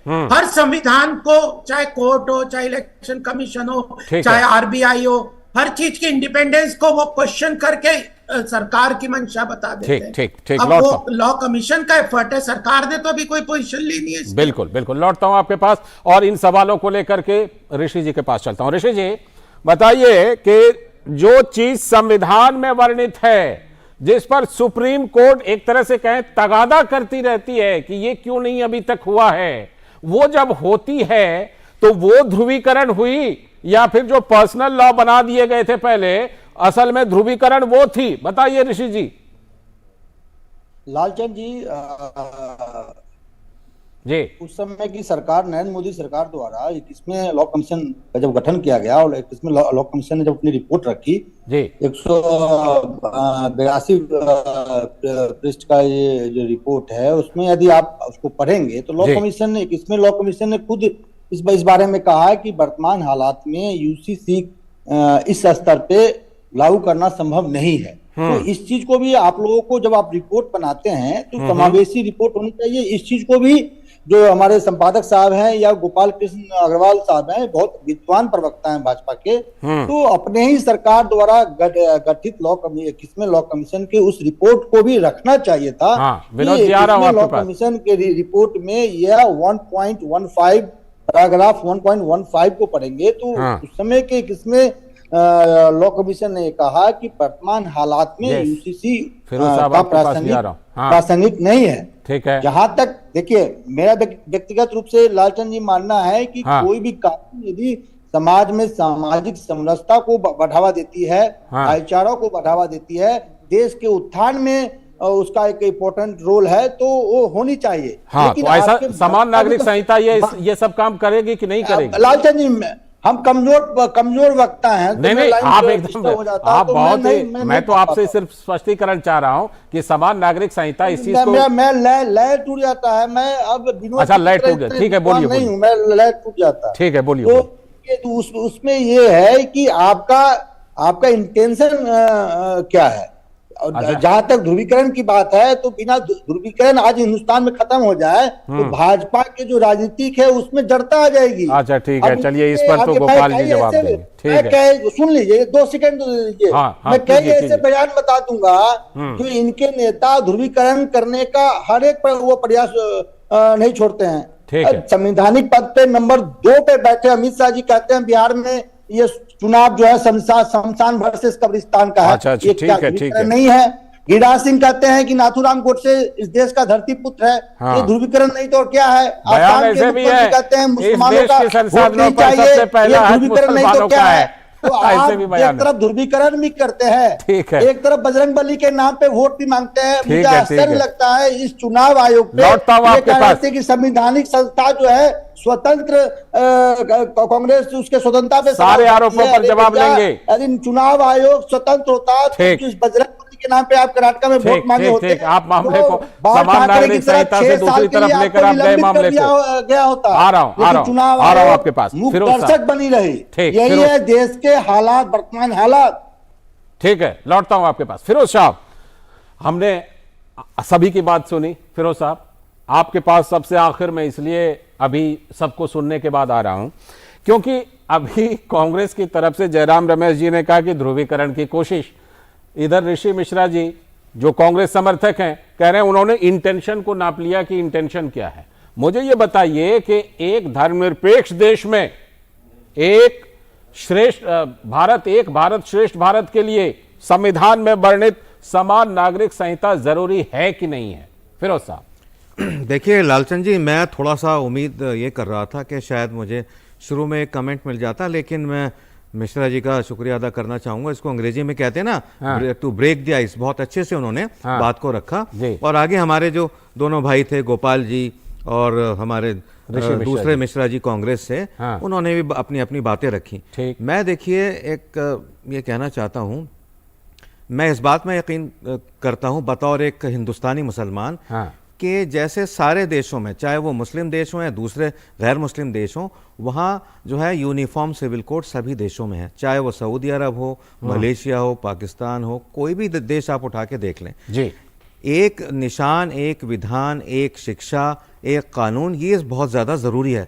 अभी उसकी बात चली थी मुस्लिम पर्सनल लॉ बोर्ड की जी। ये बिल्कुल सही कहा कि एनजीओ है ये, इसमें तरह तरह के लोग, कुछ पढ़े लिखे लोग, कुछ अनपढ़, कुछ ठप्पा लगाने वाले, सब तरह के लोग इसमें शामिल हैं। और मुस्लिम तबके ने इनको कोई जो है बपौती नहीं दे रखी है कि आप हमारे ठेकेदार हैं, हमारी तरफ से आप मजहबी फैसले करेंगे। साथ ही आप उस तरह से कुछ नहीं पढ़ पा रहे हैं जो इंटेंशन नाप रहे थे ऋषि मिश्रा जी। मैं विनोद जी के पास चलता हूँ। ऋषि मिश्रा ने अपनी बात सही ढंग से कही है। मैं उनका भी रिस्पेक्ट और रिगार्ड करता हूँ। हिंदुस्तान आजाद मुल्क है, उनको जमहूरियत में अपनी बात कह दी। हाँ बिल्कुल, सबकी आनी चाहिए। विनोद जी, ऋषि जी कह रहे थे कि भाई इंटेंशन नाप लेते हैं और उस इंटेंशन में लगता है कि गलत इंटेंशन है, अदरवाइज हमें लगता है कि शायद ऋषि जी भी कह रहे हैं कि समान नागरिक संहिता कानून तो होनी चाहिए। देखिए दिक्कत क्या है, ऋषि जी पॉलिटिकल एनालिस्ट हैं, लेकिन वो लाइन वही टोक करते हैं जो कांग्रेस के प्रवक्ता क्या दिन में सुबह से उस लोग जारी करते हैं अपने अपने प्रवक्ताओं के लिए। मैं ऋषि जी की पहली बात को थोड़ा सा ये करना चाहूँगा कि ऋषि जी हम जब सीधे सीधे हमारे रिपोर्ट को चैलेंज करते हुए दिख रहे थे, तो शायद वो इस बात को जाने कि हम लोग भी इस बात को समझते हैं कि वो अपने हमारी डिबेट को डिरेल कर रहे थे। जब उन्होंने 21वीं जो लॉ कमीशन है उसकी रिपोर्ट की बात की और उसके बाद 22वीं कमीशन की रिपोर्ट की एक झटके में चर्चा शुरू कर दी, तो उन्हें इस बात को समझना चाहिए कि जो लॉ कमीशन है सबकी अपनी अपनी एक एजेंडा के तहत वो सारे विचारों को लोगों के समक्ष रखते हैं। वो एक इंडिपेंडेंट बॉडी है। 22वीं कमीशन की जो ये रिपोर्ट है, जो ये इस कमीशन ने सुझाव रखे हैं, वो धार्मिक संगठनों और उन लोगों से इसलिए रखा है कि जो बात वो कह रहे थे कि जयराम रमेश की बात को लेके और उनके ट्वीट को लेके वो आगे बढ़ रहे थे, तो उन्हें इस बात को समझना चाहिए कि सबसे बड़ी दिक्कत हिंदुस्तान में यही है कि ये 70 साल पुराना एक बहस है। ये लोग कह सकते हैं कि बीजेपी के मैनिफेस्टो का एक यही एजेंडा है, कॉमन सिविल यही बच गया है, समान नागरिक संहिता, और इसलिए बीजेपी अब इलेक्शन के टाइम में आते आते पूरा करेगी। इनका कहने का हक है, लेकिन अब सवाल है, समय से इसे शामिल, लेकिन सवाल ये है कि ये समान नागरिकता संहिता को लेके इतना पॉलिटिक्स क्यों? आज आप देखिए कि जब ये मैरिज के एज की बात हुई थी, जब मैरिज के एज के लिए जब पार्लियामेंट में एक डिबेट शुरू हुई थी, तब आप देखिए कि यहाँ पे किस तरह से मुस्लिम पर्सनल लॉ बोर्ड की अपनी एक कानून को हवाला दिया गया था, दूसरे रिलीजन से दिया गया था। जरूरत क्यों है? अगर ये पूरे देश में अगर हम कह सकते हैं कि वुमेन एम्पावरमेंट की बात करते हैं, तो सारे महिलाएं को एक जैसा वुमेन एम्पावरमेंट की बात होनी चाहिए। उसमें सारे बच्चों को अगर मान लीजिए गोद लेने की ही जो देश में व्यवस्था है, तो वो सारे कम्युनिटी के लिए वो एक जैसी होनी चाहिए। उसमें क्यों अलग अलग तरह से बात करता है? मैं आऊंगा आपके पास, क्योंकि फिरोज साहब को जाना है निकल। मैं ऋषि जी आपके पास भी आऊंगा, हम इस बहस को अभी बढ़ाएंगे आगे, लेकिन मैं फिरोज साहब का एक कमेंट और ले लेता हूं।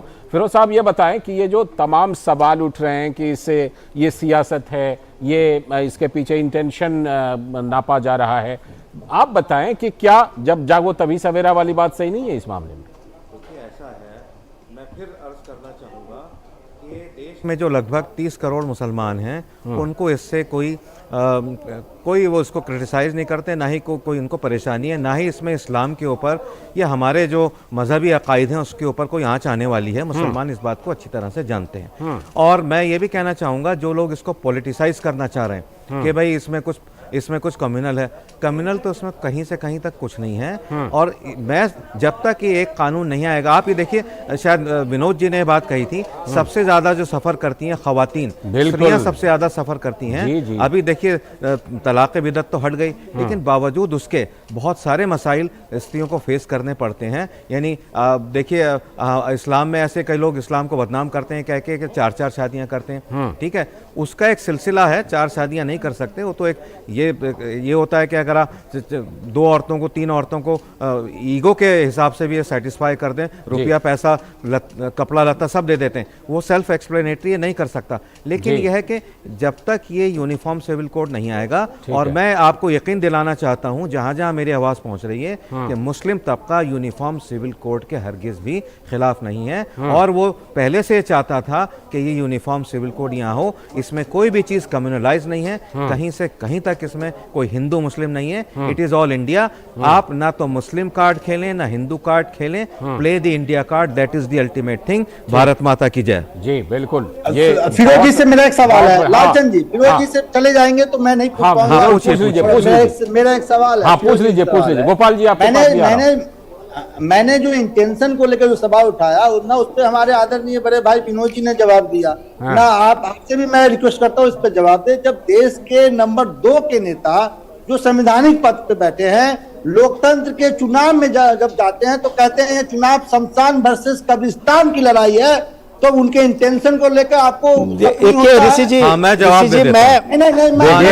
बयानों की लंबी सूची है, ऐसे बयानों की लंबी सूची है। ऋषि भाई हाँ नहीं, मैं आपका सवाल आ गया है। आपकी बात बिल्कुल मैंने पकड़ ली है। आप सुन लीजिए फिरोज साहब। सुनिए, आपकी बात बहुत सही तरीके से मैंने पकड़ ली है। आपका कहना बिल्कुल ठीक है।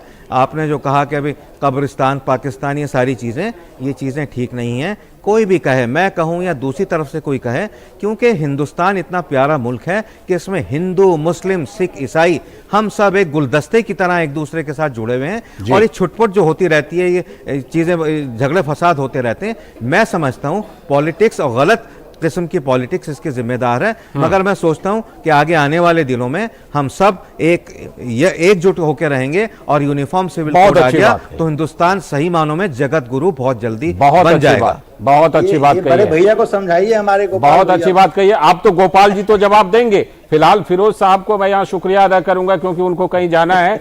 बहुत बहुत शुक्रिया फिरोज साहब आने के लिए स्टूडियो में और इस पर अपनी बात रखने के लिए। और अब मैं रुख करता हूं अपने पहले गोपाल जी का करता हूं, फिर ऋषि जी आपके पास आता हूं।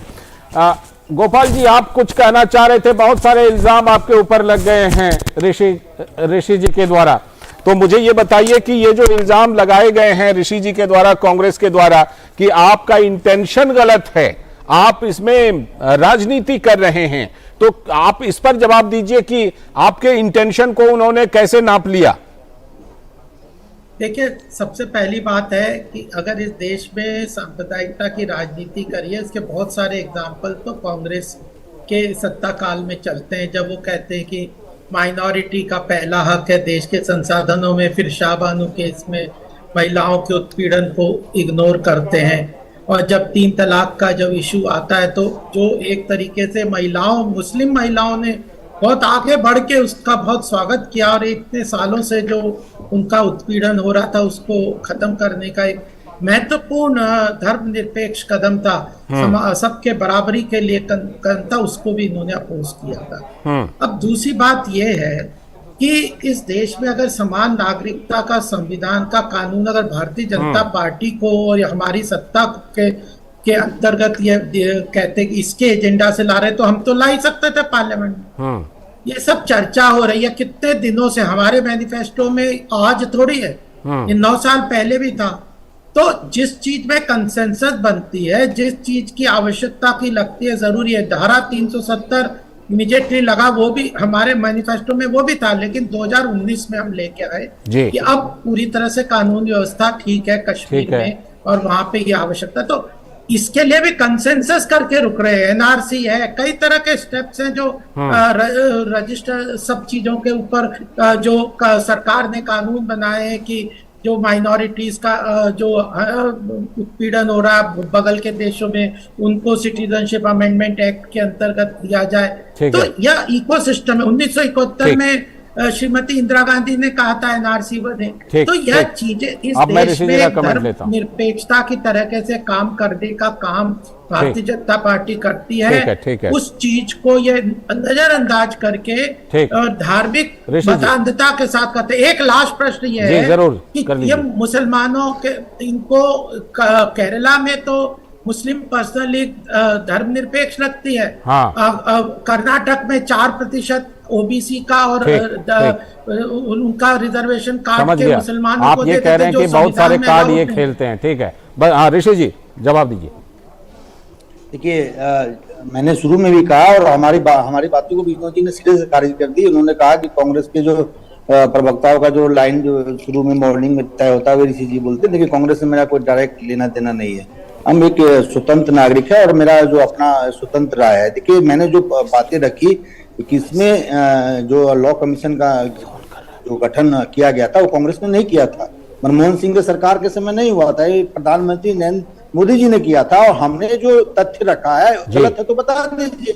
एक इसमें लॉ कमीशन में यह स्पष्ट उस कमीशन का रिपोर्ट है कि यूसीसी जो वर्तमान हालात में इस स्तर पे लागू नहीं की जा सकती है। यदि मैं गलत हूं तो बता दीजिए। जहां तक इंटेंशन की बात है, मैंने कई ऐसे एग्जाम्पल आपको गिना दिया जब देश के सर्वोच्च संवैधानिक पद पे बैठे लोग इस प्रकार के बयान देंगे। हाल में 4 दिन पहले गिरिराज सिंह ने कहा है जो देश के प्रथम आतंकवादी हैं, दीजिए ना, अभी कौन सा मना गोडसे को ठीक है, चलिए इस तरह की बहस, इस तरह की चीजें जो है, आप कैसे विश्वास देखिए दोनों तरफों से इस तरह की बहुत सारी चीजें आती रहती है। कोई छोटा सा कमेंट आप विनोद जी करना चाह रहे थे क्या? विनोद जी आप कोई छोटा कमेंट करना चाह रहे थे? देखिए मैं ऋषि जी से बात मैं कर रहा हूँ। ऋषि जी हमारे यहाँ कई बार आ चुके हैं और अच्छा डिस्कशन करते हैं, लेकिन ऋषि जी अगर बगैर तैयारी के आप इस तरह डिस्कशन में अगर डिरेल करने की कोशिश करते हैं तो ये सब चीजें गलत है। हाँ। हम सुनिए ऋषि जी, आप सुनिए आपका हम लोगों ने सुनिए हम इस विवाद में नहीं पड़ेंगे। सुनिए आपका हम लोगों ने सुन लिया, ठीक है, अभी हम इस विवाद में नहीं पड़ेंगे। आपका हमने सुन लिया। अभी तो आप लालचंद जी आप एंकर हैं, आप बता दीजिए हमने जो आप जवाब सुनिए, आप पहले जवाब लीजिए, अगर आप सुन लेते हैं आप अपनी बात सुन लीजिए। आप वरिष्ठ पत्रकार हैं, इस प्रकार का आरोप लगा आप पहले नहीं आते हैं,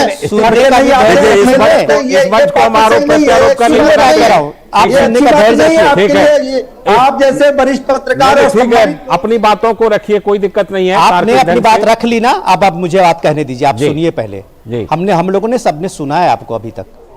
आप अब ऋषि जी, हम लोग अभी चर्चा जो करने रहे थे यहाँ पे, हम समान नागरिक संहिता की बात कर रहे थे। जी, हम उस पर सुझाव की बात कर रहे थे। आप गिरिराज सिंह को कोट कर रहे थे, मैं वही कह रहा था को कोट कर रहे थे। आप पहले सुनिए, आप अरे इन टेंशन की बात ही मैं आपको याद दिला रहा हूँ। अब हमें होगा यहीं पर इस तरह समान नागरिक संहिता पर हम बहस को आगे भी करते रहेंगे, आगे भी जरूर इस पर बहस करते रहेंगे। चलिए अपनी अपनी बातों को तार्किक ढंग से रखना अच्छी बात है। बहुत बहुत शुक्रिया ऋषि जी, ऋषि जी जुड़ने के लिए बहुत बहुत शुक्रिया। गोपाल जी आपका भी और विनोद जी आपका भी जुड़ने के लिए बहुत बहुत शुक्रिया। तो आज की ये खास चर्चा थी कि समान नागरिक संहिता की कितनी जरूरत इस देश को है, लेकिन फिर भी इस पर राजनीति होती रहती है। वक्त है एक ब्रेक का। ब्रेक के बाद जब लौटेंगे तो रुख करेंगे एक और बड़ी खबर का।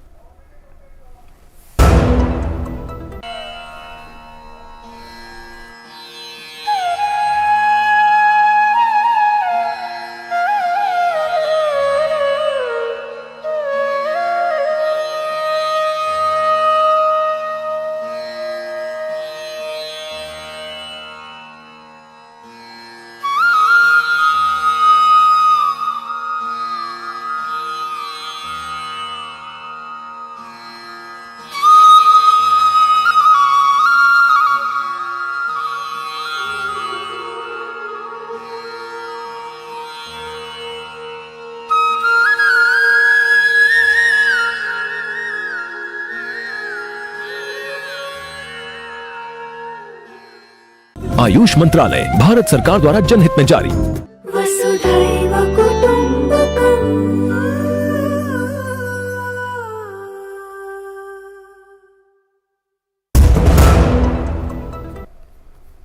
स्वागत है। ब्रेक के बाद एक और बड़ी खबर का रुख करते हैं और वो खबर है पश्चिम बंगाल के पंचायत चुनाव से जुड़ी हुई। पश्चिम बंगाल में बम धमाके और हिंसा के बीच पंचायत चुनाव के लिए नामांकन जारी है और आज आखिरी दिन है, तो भारी संख्या में आज उम्मीदवार नामांकन कर सकते हैं।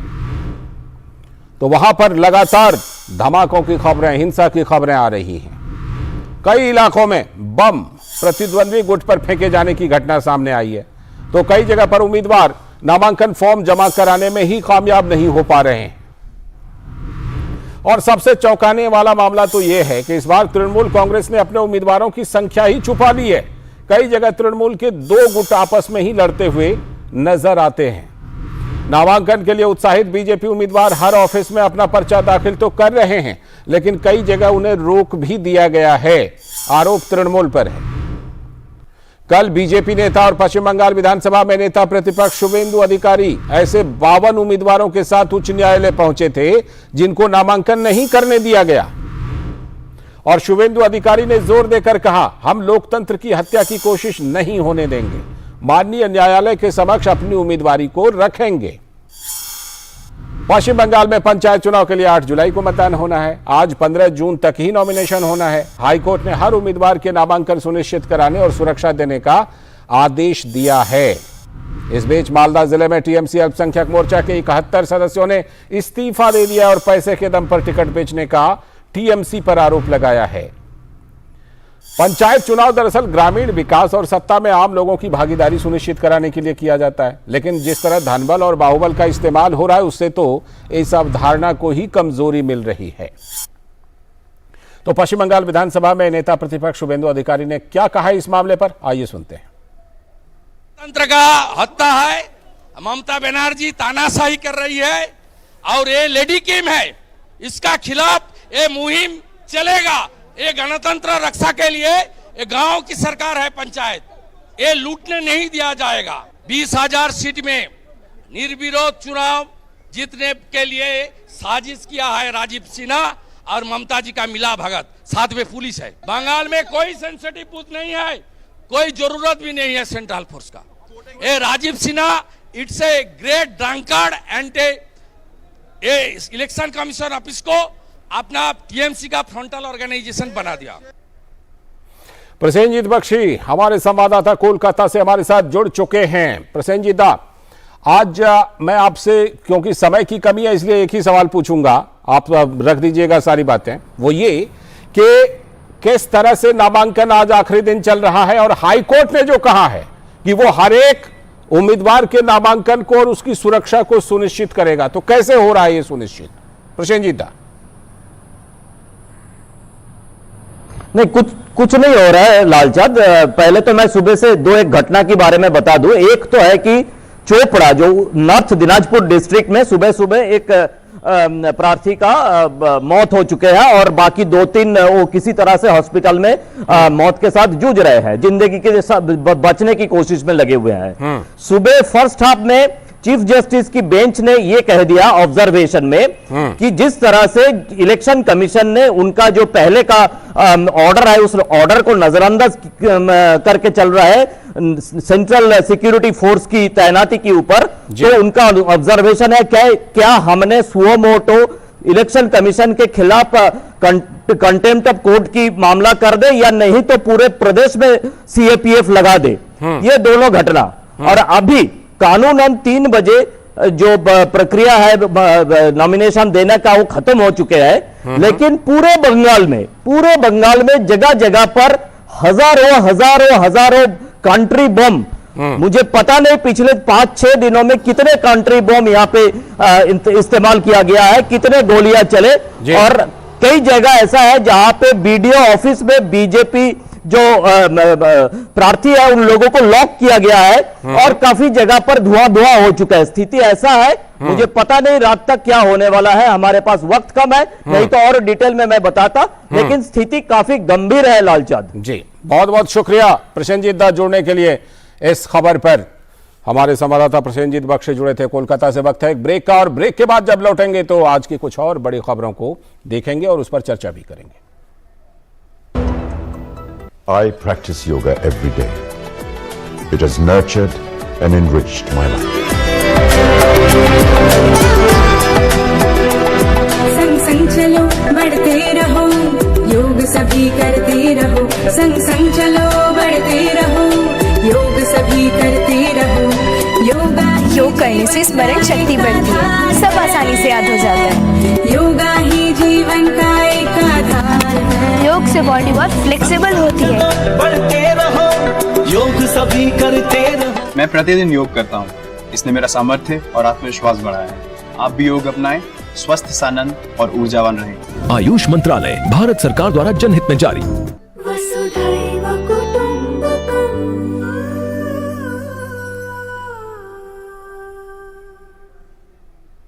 अर्जुन, 10th में you made us really proud. अब आगे क्या सोचा है? पापा, मैंने आईआईटी जाना है और इंजीनियर बनना है। थिंक आईआईटी, थिंक विद्या मंदिर। राजनीति की चाल से दुनिया के हाल तक, खेल के मैदान से किसान के खलियान तक, दिन भर की हर छोटी बड़ी खबर को समेटे खबर के हर किरदार को दिखाते हैं हम। डीडी न्यूज का प्राइम टाइम शो, सटीक और भरोसेमंद खबरें, खबर ही नहीं खबर का विश्लेषण भी, नए तेवर, नए कलेवर, नई धार और नई रफ्तार के साथ देखिए न्यूज नाइट हर रात 8 बजे सिर्फ डीडी न्यूज पर।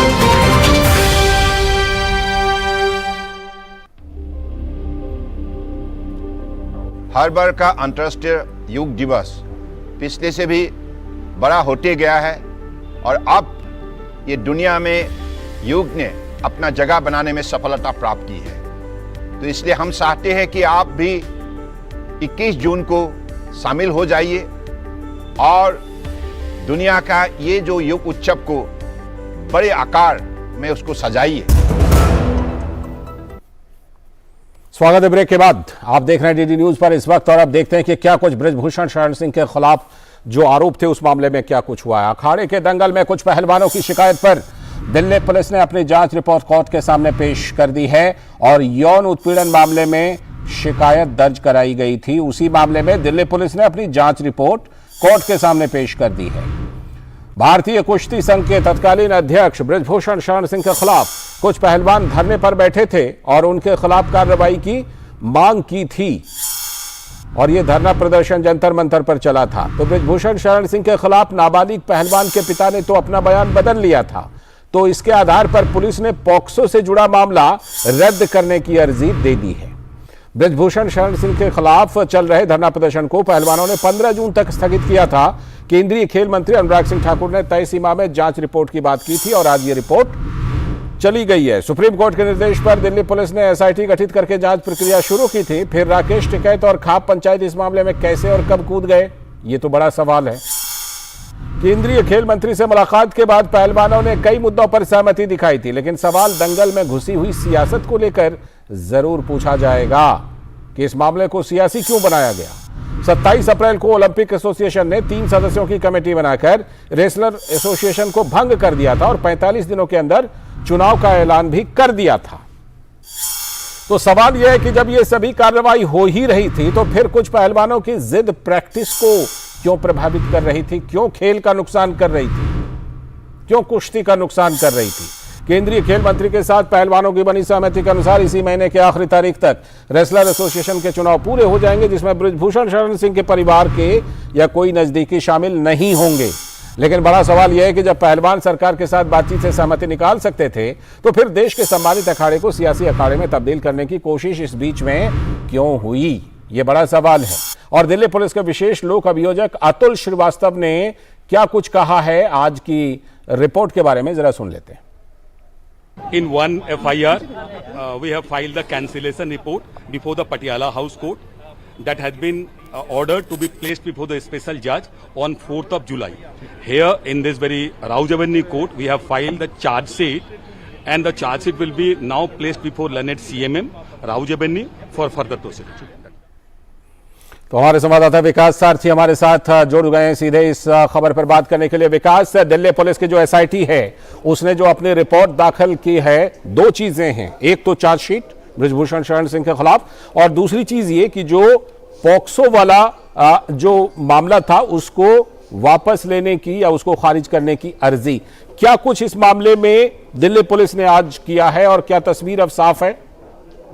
जी लालचंद, इसमें चार्जशीट दाखिल कर दी गई है राउज एवेन्यू कोर्ट में और ये चार्जशीट उन महिला पहलवानों के आरोपों पर हुई जांच को लेकर है जिन्होंने ब्रजभूषण शरण सिंह और कुछ रेसलर एसोसिएशन के कुछ अन्य लोगों पर भी आरोप लगाए थे। तो एक सहयोगी भी हैं ब्रजभूषण के, उनको भी आरोपी बनाया है इसमें दिल्ली पुलिस ने। और इस चार्जशीट में जो बातें कही गई थी, खासतौर से जो सेक्शन है वो outraging modesty of A women, जो अभद्रता की बात है महिला रेसलर्स के साथ, उस सेक्शन में ज़्यादातर केस दर्ज किए गए थे और उसी को चार्जशीट में भी शामिल किया गया है। इसके अलावा दबाव डालने को लेकर के भी सेक्शन लगाया गया है, खासतौर से ब्रजभूषण शरण सिंह के जो सहयोगी हैं उनके ऊपर कि उन्होंने इंटरफेरेंस किया। दूसरा मामला जो आप बता रहे थे जैसे पॉक्सो एक्ट से जुड़ा हुआ है, उसमें क्योंकि designated court Patiala house court में है, वहाँ पर अलग से एक रिपोर्ट पुलिस ने फाइल की है और कैंसिलेशन की स्तुति की है कि क्योंकि पुलिस ने इसको साझा नहीं किया है, पॉक्सो से जुड़े दस्तावेज सार्वजनिक नहीं किए जाते हैं, लेकिन जो वकील हैं और जो जांच अधिकारी थे उन्होंने ये कहा कि कोई उसमें उनको शिकायत में पुख्ता ऐसे कोई बात नहीं मिली है जिसके आधार पर ये कहा जा सके कि वो अपराध हुआ। और जैसा आपने अभी कहा भी कि खुद आरोपी के पिता ने अपने बयान को वापस ले लिया था कि इस तरह की कोई घटना हुई, तो ऐसे में पुलिस ने उसके कैंसिलेशन की स्तुति की है। इसमें दोनों में ही अब जजेस आगे तय करेंगे कि क्या करना है। चार्जशीट वाले मामले में होता यह है कि जो आरोपी हैं उनको समन भेजा जाता है कि वो सुनवाई पर हाजिर हों।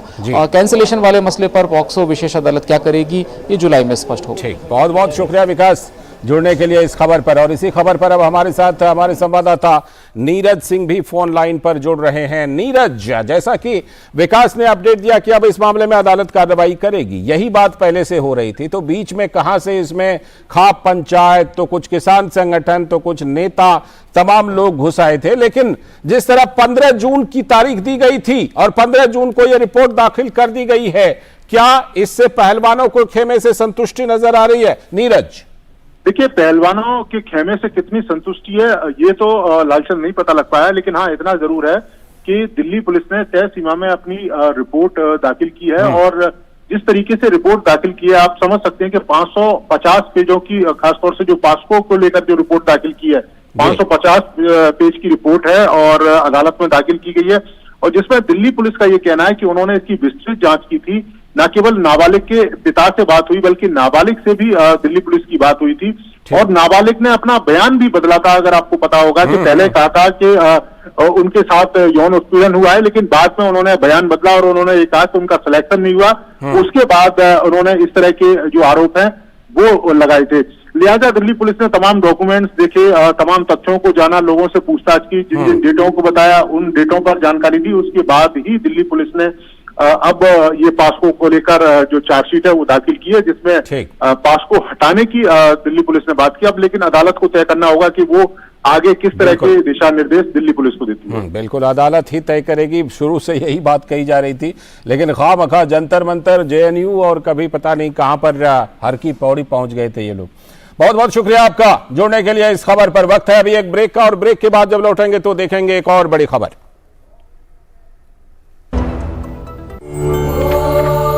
Yoga, in the ancient Indian language Sanskrit, means to conjoin.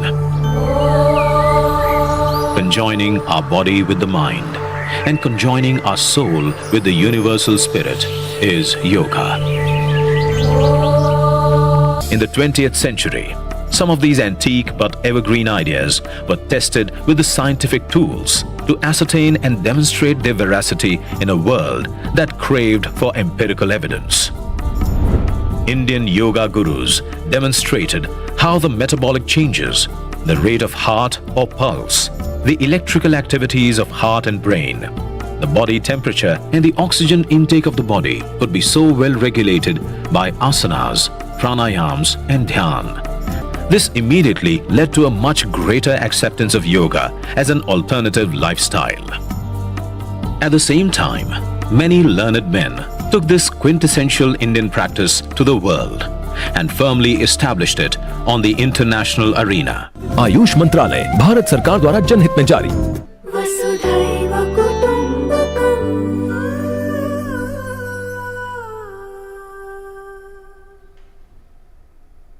Arjun, 10th में you made us really proud. अब आगे क्या सोचा है? पापा, मैंने IIT जाना है और इंजीनियर बनना है। थिंक IIT, थिंक विद्या मंदिर। समाज की बेड़ियां तोड़कर हासिल किए अनोखे मुकाम। उज्जवल भविष्य के स्वप्न के साथ उन्मुक्त गगन में भरी उड़ान। बाधाओं के बंधन काटकर साबित की अपनी पहचान।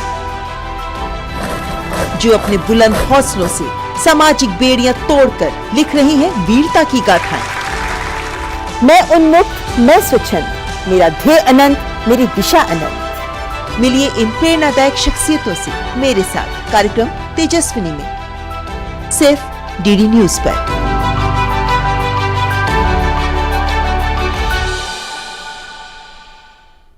दिन भर की सुर्खियों से अलग खबरों की दुनिया और भी है। खबरें जो आपको दे नया नजरिया, खबरें जिसमें दिखे समाज की परछाई, ऐसी खबरें जो कहती हैं न्यू इंडिया की कहानी। खबरें जो है अनछुई, कुछ खट्टी कुछ मीठी, हम लाते हैं आपके लिए ढूंढकर। खबर हटकर, सोमवार से शुक्रवार सिर्फ DD न्यूज पर।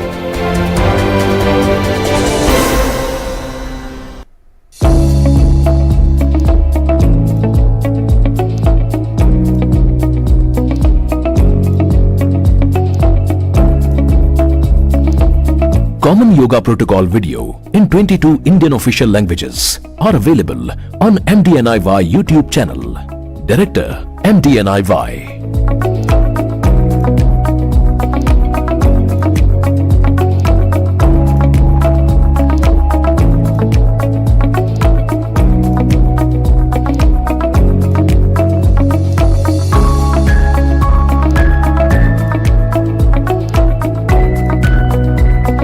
Common Yoga Protocol video in 22 Indian official languages are available on MDNIY YouTube channel.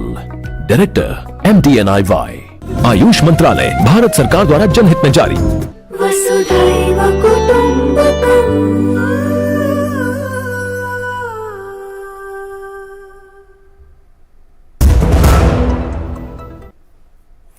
स्वागत है ब्रेक के बाद। आप देख रहे हैं इस वक्त, और अब एक और बड़ी खबर, और ये खबर जुड़ी हुई है लंदन स्थित भारतीय उच्चायोग पर किए गए हमले से। दरअसल पिछले महीने लंदन स्थित भारतीय उच्चायोग पर हमला करने वाले खालिस्तान समर्थक उपद्रवियों के खिलाफ एनआईए ने जांच अब तेज कर दी है।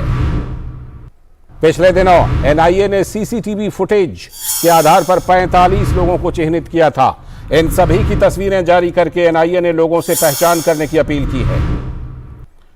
काउंटर टेररिज्म और काउंटर रेडिकलाइजेशन डिवीजन ने एनआईए से जांच की सिफारिश की थी। एनआईए ने लंदन जाकर अब इस गंभीर अपराध की जांच शुरू कर दी है।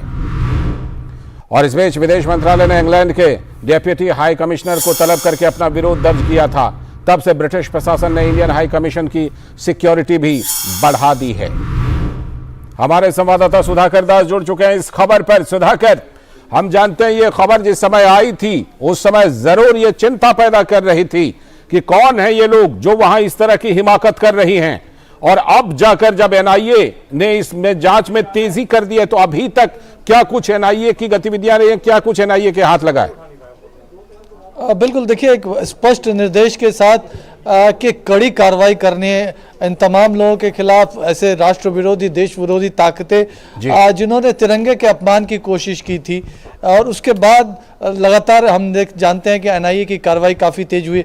पिछले महीने एनआईए की टीम यूके भी गई थी, और उसके बाद जो आसपास जो भी सीसीटीवी फुटेजेस थे, हाई कमीशन ऑफ इंडिया के जो सीसीटीवी हो या फिर आसपास के इलाके के, उसको जुटाया गया है। और उसके आधार पर अभी तक जो 45 लोग हैं उनको चिन्हित किया गया है, उनकी तस्वीरें जारी की गई है और कहा गया कि लोग इनकी पहचान करने में सहयोग दें। कोशिश यही है कि इन तमाम लोगों को कानून के शिकंजे में लाया जाए। पाकिस्तान की आईएसआई की शह पर हम जानते हैं कि इस घटना को अंजाम देने की कोशिश की गई थी, और एनआईए को अब ये अधिकार है कि विदेशों में भी अगर भारत के खिलाफ कोई अपराध होता है तो वो जांच कर सकती है। तो उसके आधार पर एनआईए बहुत तेजी से कार्रवाई कर रही है। लालचंद, बहुत बहुत शुक्रिया सुधाकर इस खबर पर जुड़ने के लिए। तो हमारे संवाददाता सुधाकर हमें अपडेट दे रहे थे कि किस तरह एनआईए इस मामले की जांच को आगे बढ़ा रही है। और इसी के साथ आज के इस वक्त में इतना ही, लेकिन डीडी न्यूज पर खबरों और कार्यक्रमों का सिलसिला लगातार जारी है। हमें दीजिए अनुमति। नमस्कार।